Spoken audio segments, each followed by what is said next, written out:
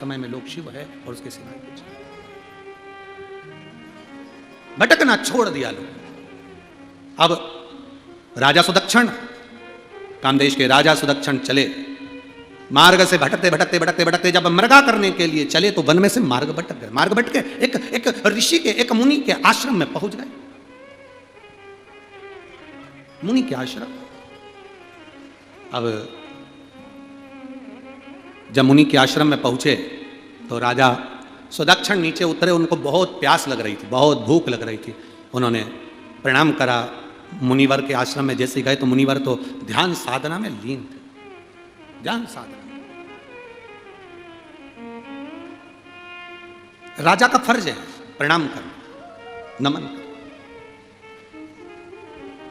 जो राजा बनता है, जो राजा होता है, किसने क्या बोला, किसने क्या करा, किसने क्या कहा, राजा को उससे मतलब नहीं होता। एक बात अपनी जिंदगी में उतार कर रखना बहुत अच्छी। राजनीति के अंतर्गत कोई हारता है, कोई जीतता है। जब तुम राजा बनकर बैठ जाओ, जब तुम जीत जाओ, राजा बनकर सिंहासन पर बैठ गए, उस सिंहासन पर बैठने के बाद जब तक तुम सिंहासन पर नहीं बैठे थे, उस बीच में दौड़ में, उस दौड़ के अंतर्गत कोई कुछ कहे, कोई कुछ कहे, कोई कुछ कहे, कोई कुछ बोला, ध्यान से हटाकर राज सिंहासन पर बैठो। और जैसे बच्चा होता है, बच्चा थोड़ी देर में भूल जाता है कि मेरी किससे लड़ाई हुई थी। बच्चा थोड़ी देर में भूल जाता है कि मेरा किससे झगड़ा हुआ था। सिंहासन पर बैठने के बाद जब तुम जीत जाओ और सिंहासन पर बैठ जाओ तो तुम्हें भी यह भूल जाना चाहिए कि कौन ने मेरा साथ दिया था कि नहीं दिया था। दिया ना दिया उसका, कि मेरा साथ इसने नहीं दिया, इसने मुझे गाली दी, अब शब्द कहा, ताने दिया, ना ना, हम राज सिंहासन पर बैठे, हमारी सत्ता पर बैठे। अब हमें विचार नहीं करना। प्रजा सब तुम्हारी है, जितनी प्रजा है वो तुम्हारी है।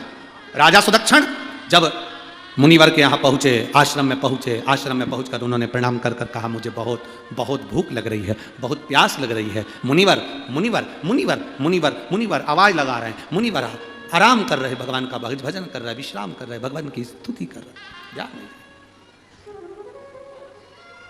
थोड़ी देर बाद मुनिवर के नेत्र खुले, और मुनिवर के नेत्र खुले तो मुनिवर ने कहा, क्या बात है राजन, क्या हो गया आपको, कैसे आना हुआ?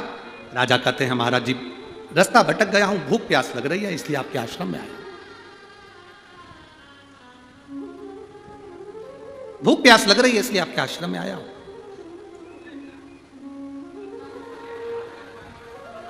आपके यहां का थोड़ा सा टिक्कड़ दे दो, थोड़ा सा मेरे को भोजन दे दो। क्यों? गुरु के दरवाजे का, संत के द्वार का, भगवान के द्वार का जो भोजन होता है वो हजारों अंदर के रोगों को समाप्त कर देता है। क्योंकि संत क्या इतना भजन होता है, संत क्या इतना भजन होता है, गुरु क्या इतना भजन होता है, साधु क्या इतना भजन होता है, तपस्वी क्या इतना भजन होता है, इतना भजन होता है कि वो समाप्त कर।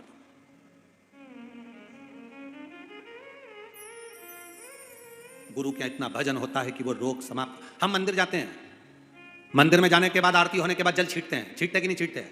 क्यों छींटते हैं? मंदिर में जो जल रखा रहता है, आरती के समय पर घंटी बजती है, भजन गाते हैं, स्मरण करते हैं, मंदिर के उस जल के अंदर उस वाणी का कंपन आ जाता है। वो कंपन जब फेंका जाता है, छिटा जाता है, तब जीवात्मा को उससे तृप्ति अनुभव होता है, उसका मोक्ष होता है, उसका सुख अनुभव होता है।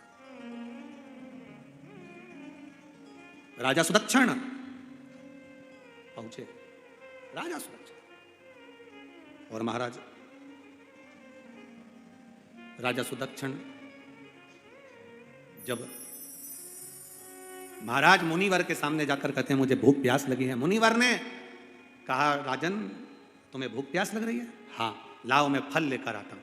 अंदर गए, संत ऋषि गुरुवर के घर में जो मिल जाए, उसमें नमक है ना है, स्वाद है ना है, संत ऋषिवर गुरुवर के दरवाजे से जो मिल गया उसे पा लिया, उसे पा लिया।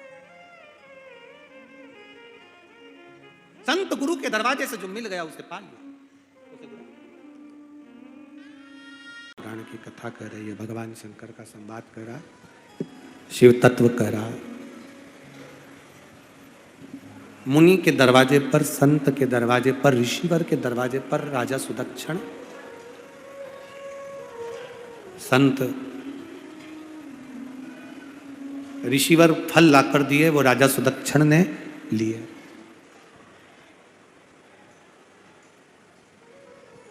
और उस फल को राजा सुदक्षिण ने खाया।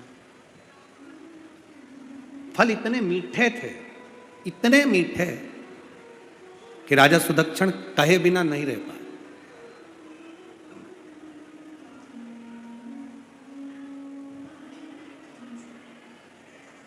कह दिया, महाराज जी इतना मीठा फल तो मैंने आज तक अपनी जिंदगी में नहीं खाया।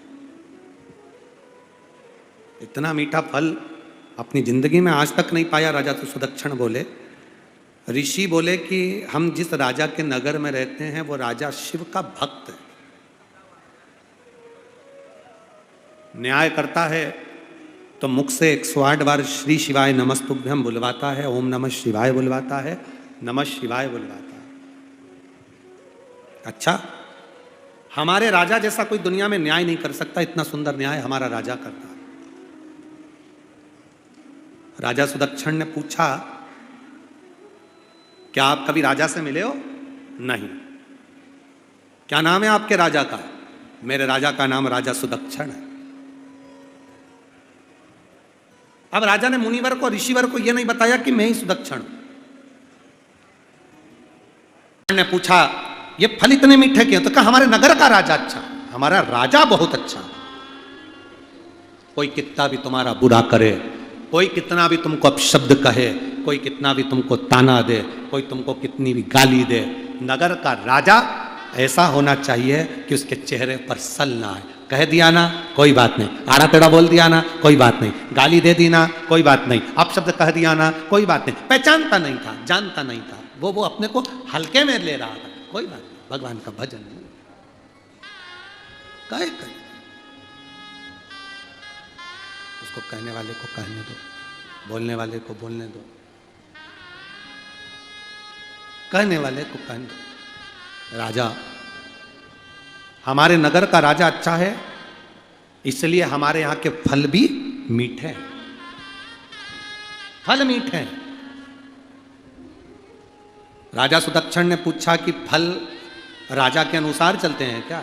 हाँ, जिस नगर में, जिस राज्य में राजा अच्छा हो, जिस नगर में, जिस राज्य में भजन होता हो, जिस गांव में, जिस नगर में, जिस राज्य में भगवान की भक्ति होती हो, वहाँ बीमारी प्रवेश करने से पहले भी सोचती है कि मैं किसी को मारूं कि ना मारूं।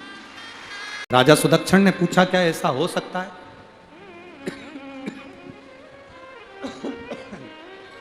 क्या ऐसा हो सकता है कि राजा के व्यवहार से फल मीठे हो सकते हैं? राजा के व्यवहार से क्या फल मीठे हो सकते हैं? क्यों नहीं? अगर राजा का व्यवहार बेकार होगा तो ये फल भी कड़वे हो जाएंगे, खट्टे हो जाएंगे और बगीचा पूरा उजड़ जाएगा, बगीचा पूरा उजड़ जाएगा, ये फल भी बेकार हो। ऐसा होता है? हाँ। राजा सुदक्षिण ने विचार करा, एक बार प्रैक्टिकल करने में क्या जाता है, जरा देखूं मैं। आज राजा सुदक्षिण गया, और राजा सुदक्षिण आज गया नगर में, उसने कर बढ़ा दिया, लोगों को परेशान करना प्रारंभ करा। परेशान करने के थोड़े दिन बाद उस मुनि के दरवाजे पर गया तो उसका बगीचा बिखरा हुआ था, फल खाए कड़वे हो चुके थे, खट्टे हो चुके थे। राजा ने मुनिवर से पूछा, तुम्हारे फल खट्टे और कड़वे कैसे हो गए? महाराज, हमारे यहाँ का राजा फिर बेकार हो गया। राजा भक्ति कर रहा है तो फल भी मीठे होते हैं। राजा ने उसी दिन विचार कर लिया कि अब अपने को अपना व्यवहार खराब नहीं करना है। घर के बच्चे, परिवार, फल फूल सब आपके व्यवहार से ठीक होते हैं। शिव महापुराण की कथा कहती है, राजा सुदक्षिण की कथा बहुत विस्तार से है, बहुत विस्तार से, बहुत विस्तार। आप और हम उसको श्रवण करेंगे, बहुत विस्तार है उसमें। अभी हम भगवान श्री गणेश जी महाराज पधार रहे हैं।